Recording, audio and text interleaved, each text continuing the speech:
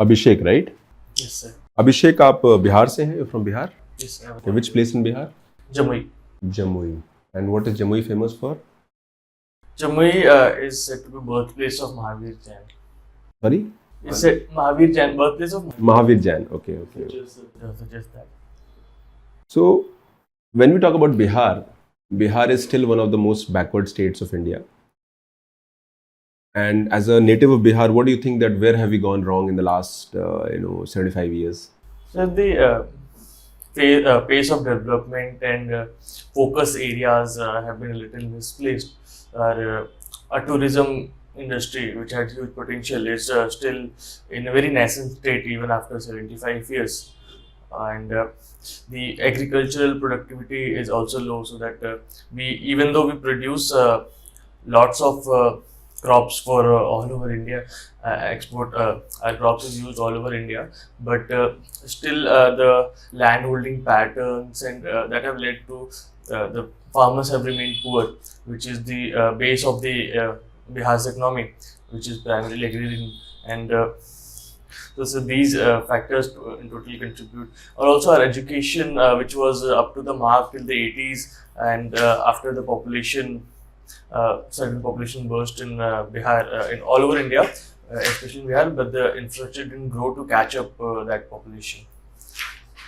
Okay, so tell me 3 areas. Let's say you get posted in as an administrator in Bihar. So, and you have to give inputs. So there are 3 or 4 potential areas you feel where Bihar should be focusing in the coming years or decades to transform the way economy, to transform maybe the development of Bihar. Like I said, the tourism is the most under. So we have to give push to tourism. Okay. Then the agro-based industries in food processing can be further nurtured, and the skill development is already in focus. We have huge demographic dividend which need to harness, and But where will the job come from? the jobs will come from the agro-based industries. Tourism is also. We see in agriculture we need to diversify to increase farmers' income using horticulture and livestock. These are already in focus of governments, but we need to further efficiently. In the budget, Makhana board was announced that Makhana board would be created. Now, can you tell me what exactly the board will do a function so that it will transform the Makhana industry of Bihar? So, Makhana has a huge potential for exports, and it's indigenous to Bihar, and it's so the supply chain needs to be strengthened. So that will be one of the priorities of the board, and also the workers involved in cultivation of Makhana are needs a proper regulated mechanism, because they go through very risk their life for very low wages, so that also needs to be taken care of well. And yes, sir, mainly is the supply chain linkages to connect. So we have tea board and coffee board. So how they function and how they have helped the tea industry and coffee industry to grow? Sir, I don't know exactly, sir. It is said that Makhana has a low glycemic index. So what does it mean, low glycemic index, and how it is helpful to the patients? Sorry, sir, I'm not exactly aware of this. Sir, I believe it will have health benefits in sugar and diabetic patients as well. So it's very good food. So it's a super food for diabetic persons. So I think glycemic index is related to that. You're sure or you are just guessing? Okay. In IT sector, you're working right now? Yes. You are a full-time employee in Wells Fargo. Yes. What is your base location? Hyderabad. So Wells Fargo, tell me something about this bank, right? Is it a bank? Yeah. It's a bank established in 1854 during the gold rush of United States, and through the time it has transformed into a modern bank, and it caters to the American population. All the consumers are in America, and it provides variety of banking solutions, consumer lending, commercial lending, investment. It's also an investment bank. And I particularly work in the wealth and investment management division. So what exactly is your role? I'm a software developer. I develop apps for high value client, ultra high net worth, and we have different kinds of investors. So we develop app to assist all of these categories. Currently, you're drawing a salary of 1.6 lakh, right? But when you join the services, your service would be your income would be, your salary would be much less than what you're earning right now. So how do you explain that disparity? Yes, sir. The salaries and remuneration corporates are very lucrative, but I believe the salaries provided in civil services and the facilities provided are more than enough to lead a very comfortable life, as I have seen from my seniors and others. And beyond that is just unhealthy pursuit, and that's. Because you're just a beginner, you've just started, you pass out of last year, you're drawing a salary of 1.6 lakh, though it, this will eventually grow maybe multifold in next a decade. Administration will not offer similar kind of, not even close to the salary. In salary wise, it will provide me enough to lead a very comfortable life, but whatever it will lack, it will make up in the variety of opportunities I will get, the chance to make an impact, and the responsibilities that I'll be getting there will be much more satisfying in general. So the job satisfaction will be much. Okay. Your hobby is traveling new places. Okay, so tell me the last 3 places that you visited, and when was that? Yes, last year I visited many places. I visited Pondicherry, Munnar, Chikmagalur. Since I'm in Hyderabad, I visited near Hyderabad only, Pune, Kolkata. So these are places you visit. So, so what is the approach? How do you decide which place to visit, or is it an individual visit or group visit? How is it like? I try to gather people interested around me to travel. So usually we get form of 3-4 people is easier to make. Larger groups are difficult. And going there, for example, Pondicherry, it offered us opportunities to travel, explore new things in every avenue, in cultural, in the historical, even something sort of archaeological, or the eco tourism, and there are mangroves there and there are beaches there, so it's fun also. So these locations we prefer, which can give a.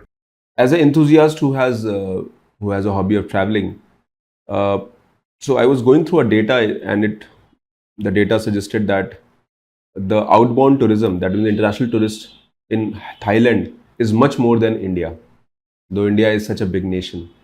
So how do we boost our international tourism? Yes, sir. Sir, our foreign inbound tourism from for international tourists have not even reached the pre-COVID levels even after, although our domestic tourism is supporting us.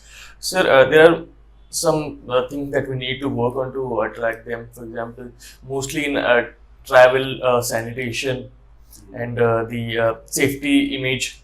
Also, these things do play a role in decision making. So mainly infrastructure, sanitation, security, and digital convenience, which has increased very much, but there are still some gaps in the networks and. Just a few days ago, we witnessed an incident in Karnataka where some international tourists were harassed, and there was sexual molestation also. Now, how do we address this kind of, you can say, mindset of society, if that is there? Yes, so there have been reports of such things last year in Jharkhand as well. So we need to take care of them very. So let's say you get posted in a tourism department, and you have to give policy inputs and advice. So what measures should be taken so that we are able to make this tourist sector more lucrative? We can review the whole process from the coming of the tourist to him going, and we can analyze its steps and then improve these experiences. For example, the first thing will be the visa experience should be very seamless and hassle free, and then traveling experience. We are already working on our rail network and Udan scheme to connect remote destinations. The second will be that. Then the third will be development of hotel industries and regulation so that they don't violate norms in general.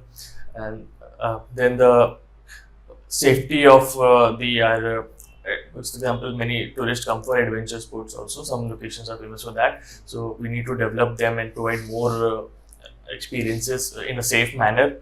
And then overall safety security should be the prime, so that in such a tourist location we need to brief engage with the community there, so that they also feel comfortable, and they also and know the value of the tourist, the value they're providing to the economy, and also in all this process we need to take care of our environment, so that these places remain viable for the long time. For example, the Pangong, so after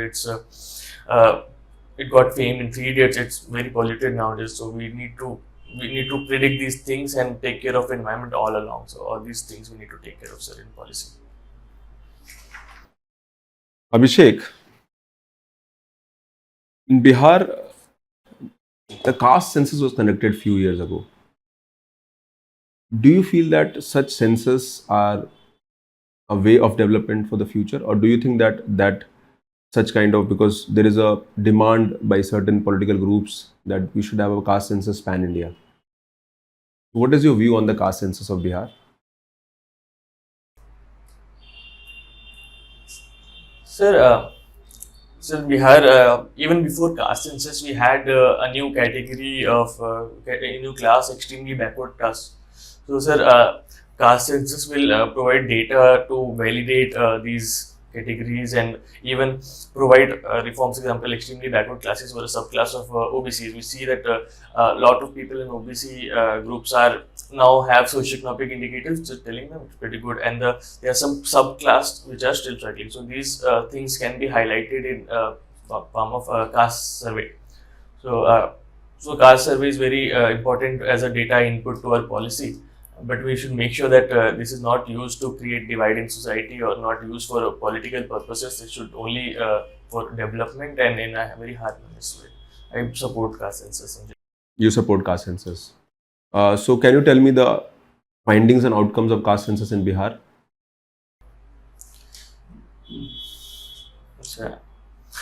Sir, I don't remember in detail, but it says that which communities, their population and their share in their per capita incomes, and their share in the land holdings. So all this is highlighted as part of the report. Okay. Can you tell me 3 changes that you would like to bring in the district of Jamui so that it becomes a tourist hub? Yes, sir. Sir, this birthplace of Mahavir Jain is very widely recognized inside Jamui, but not so much outside.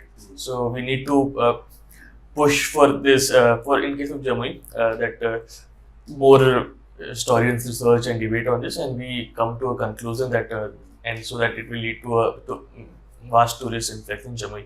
Second thing will be, sir, there are lots of rivers in Jamui, and there has been illegal sand minings around them, which has hurt the water table in the area. So that needs to be addressed quickly. And sir, the third will be education. So the scenario of education is not so good in our the village schools, or so there are less avenues in general for good education. Okay. You participated in hackathons, right? So how do you, these hackathons are online or offline, how do you do that? What exactly we do in hackathon? So hackathons are basically problem solving competitions, where you have a problem solving, and you give 2-3 days in groups or individually to come up with innovative solutions, and there are prizes and recognition to that.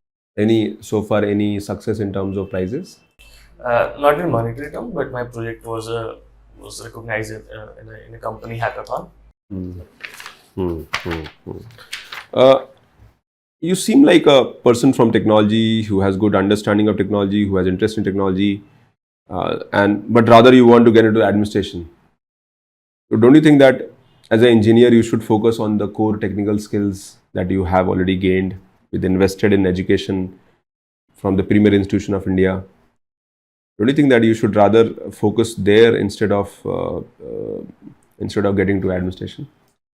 Sir, I have had multifaceted interest since my school days, and apart from some subjects, I'm usually interested in all of them. That's the reason I was able to prepare for UPSC as well, because it appealed to me in the syllabus wise as well.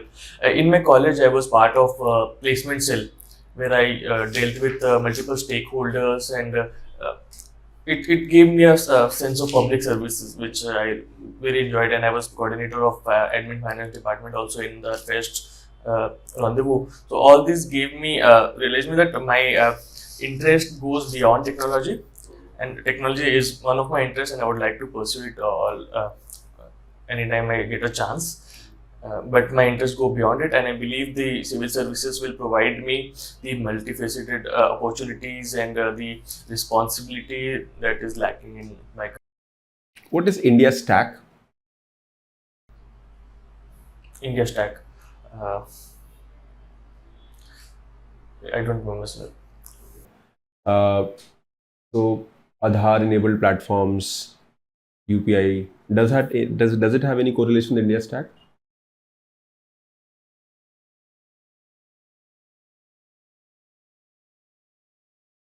Okay. So recently, India, you're a student of economics. Do you follow economy? Okay. So recently, we are witnessing a tariff war, reciprocal tariffs. So now there is a contention by the America, especially their head of the state, that India puts high tariffs, and vis-a-vis the tariff put by USA on India is very less. And if you see the numbers he's quite right. On an average, India puts a tariff of 17% on American goods, and America puts average 3% tariff on Indian goods. Now, first tell me why there is this disparity. First question. The second is that if this reciprocal tariffs come, so how should India maneuver this part? Sir, the state of industries in India is still developing. We opened our economy though in 1991. Before that, we had very much restricted economy. So we still need to protect our economies, our developing industries from the foreign products. So we do impose tariffs to protect our industries and promote them. And whereas in USA, their industries are pretty well developed, and also the lower tariffs will help ultimately help their consumers as well, providing them low cheap products. So that is the reason the tariff is low and ours is high. And in maneuvering themselves, the Trump administration had been a little unpredictable and difficult to deal with, but we have already dealt with them in his previous term. And actually, I see an opportunity in these tariff wars, because it's just not India, it's China, EU, Canada, Mexico, all over the tariff wars is there. So we can make use of this opportunity to strengthen our trade relationships with all these other partners as well. And also their products will be costly in USA. So by having we can also increase our trade with USA also, which is evident in our Mission 500. Our target $500 billion of trade with USA. Also, if we can have a dialogue with which is currently going on for our bilateral trade agreement with USA, and if we can reduce our optics of a very high trade, which is like 100%, more than 100%, we are already working on removing those, so we have good optics so that we can maneuver the situation to best of India's advantage. The term Vikshit Bharat, can you tell me about this term, who gave it, what exactly it is? Sir, I believe our Prime Minister gave this term of Vikshit Bharat by 2047. It's a goal, and in this budget, we identify 6 engines of Vikshit Bharat. So it's a combination of, it's a goal of development, sustainable development, and It's a goal of sustainable development? it's just not only development in mere economic terms, although that is the major part of it, so that we have a per capita income of a developed nation. What is the per capita income we are looking at? $14,000 is the World Bank suggested developed nation. So I believe that's a target. So Vikshit Bharat concept was given by Niti Aayog in its vision document, and it envisioned that by 2047, India should target 30 trillion economy so that we become Vikshit, and the per capita income you mentioned, it is close to that India should attain that kind of this. Now recently, just few days ago, a World Bank report came. It said that India should grow at on an average 7.8% on an average for the next 22 years to attain this vision. So do you think that this 7.8% is achievable? Yes, sir. Sir, we have been the highest, for some years, the highest economy. Let me give you a number. From 2000 to 2024, India grew at around 6.3% on an average. And now World Bank is saying that we need to attain 7.8%. Now again, my question is, do you think it is achievable? If yes, then what are the ways to achieve it? And if not, then also tell me the bottlenecks or lacunas. So we have identified deregulation as a means to achieve this. So you think it's achievable or not? First question is that. I think it's achievable. So last year we had a growth rate of impressive 9.2%, although it's going to be low. But that was because of low base. Because in COVID, the base came down, so that way. After COVID, it was 9.2%, revised from 8.2% last year. So that gives us that we can achieve, and we are on the right track. And deregulation will be the way forward. And all of this is to ultimately help ease of doing business, to promote our industries in MSME or in startup, or promote our entrepreneurs to build unicorns. So that will generate employment, and the overall ecosystem should be good. Right? So I believe it's achievable, sir. Okay, so now what are the? So again, my question was that what are the challenges, and what are the ways to achieve it? So you told me about deregulation and help ease of doing business, but also tell me the challenges which India is facing right now. Sir, one of the challenges is the uncertain global conditions. So we saw 2 wars which impacted the global economy, and even there are several internal challenges as well, such as our agriculture needs reforms, and we tried to have some reforms a few years back, but that was pushed back also. So that is one of the, and climate is one of the threats. We are already facing its impact. So in the next 30 years, it's going to be even much. So these challenges are going to be there, sir. And harnessing our demographic dividend is also going to be a challenge. You have played hockey? Yes, sir. At school level or College level. College level. So, what is the ranking of hockey in India? In the world? Ranking of hockey in the world? We are 5th currently. And hockey has witnessed some success in recent years. Okay. So, tell me that why we are not doing so well in the arena of hockey in spite of we being legal for decades. So I believe we have got back on track. We got successful bronze medals, which could have even better this year.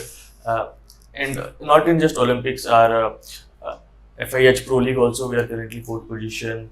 And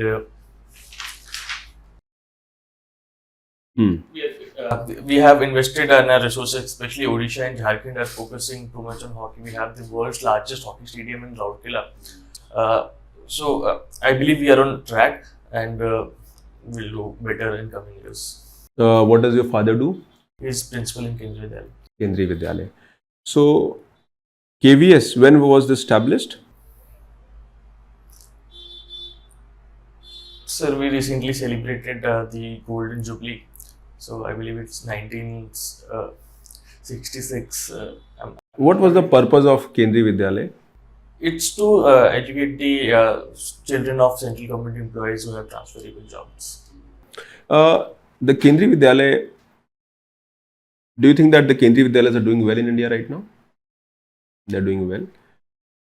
As per new education policy, what do you think the school education system should be doing to bring real change on ground? So, one of the most changes that NAP suggested was the change from structure of our 10 plus 2 to 5 plus 3 plus 3 plus 4. So that is already in ground implementing, and that will strong our FLN targets as well. For example, in Kendriya Vidyalaya, there is implementation of Bal Vatika for 2 years before our class 1. So that is already in implementation, and it's going on in the PMC, all the PMC schools, of which Kendriya Vidyalaya Sangatans are part of. So So this is a one changing ground that will help us achieve the FLN goals. Also, there has been new subjects in vocational education. There is a new book and from class 6 is giving proper attention that it lacked in the previous years, and the integration of technology for students. So all these things are going to empower our students to feel. But these are, how do we basically change the way education is being imparted? Because one area where India fails is that we don't have integration of vocational education with the formal education system. The second part is that there is a lot of focus on pedantic discourse and activity-based learning, and critical learning and thinking, learn-based learning is not being encouraged. This three-language formula, which is also suggested by the National New Education Policy, can you throw some light on it and why there is opposition from many states of India? So, free education says for at least one foreign language, and in total 3 languages to be taught to students in primary school. But NEP has also focused on education in mother tongue for all the students across India. It's been in controversy from especially the Chief Minister of Tamil Nadu, as a symbol of Hindi imposition, as he believes. But I don't believe it's for Hindi imposition. They can teach any third language actually, and that's the mandate of NEP. But his major opposition is that none of the North Indian states is going to teach the South Indian states. So the Tamil language is not being taught anywhere else. So his suggestion is that it's an imposition of Hindi. We need to establish clear dialogue that it's not actually. So status quo should be maintained. That is what you're mentioning. Should status quo be mentioned, or should government push the agenda of NEP of 3-language formula? So government is trying to push the NEP by withholding the amount for some of the Shiksha Abhiyan. And I believe after consultation that money should be released, and we should not have any feeling that Hindi is being imposed, and they should be allowed to learn NEP. Okay, Abhishek. The interview is over.